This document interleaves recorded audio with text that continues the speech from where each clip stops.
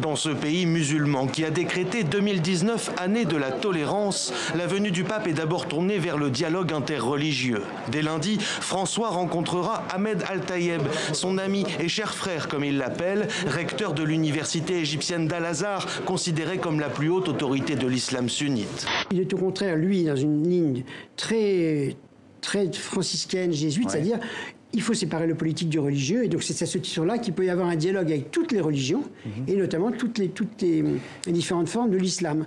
La tolérance, d'abord, elle est ce phénomène historique qui est l'instauration en Europe de la liberté de conscience par des grands textes, celui de Bayle au XVIIe siècle, celui de Locke, et puis tout le travail de Voltaire. Deux des candidats lancent leur campagne ici à Dakar, où je me trouve. Ousmane Sonko et Issa Sall. Remporter la capitale sénégalaise et s'assurer une bonne place dans le scrutin. Tulsi Gabbard, une ancienne militaire de la guerre d'Irak, côté médical. Elle est la dernière en date à se positionner pour l'investiture à la présidentielle de 2020 au sein du Parti démocrate.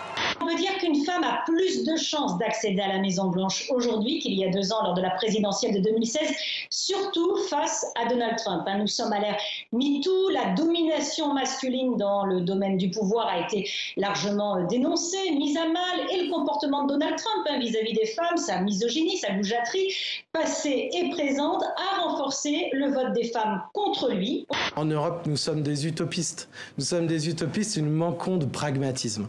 Il y a, je crois, de très bonne volonté en France et en Europe de pouvoir effectivement maintenant vraiment retrouver notre souveraineté numérique, faire grandir des entreprises qui demeurent dans le sol français et européen, mais ça doit passer avant tout par les entrepreneurs. Et je crois que l'erreur que l'on fait en Europe, c'est de tout reposer sur le monde politique. Si on est trop sur une espèce de rendement déjà acquis ou de répétition, je trouve que c'est la mort.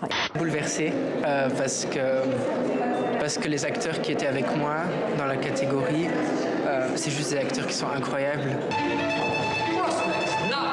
Montreal.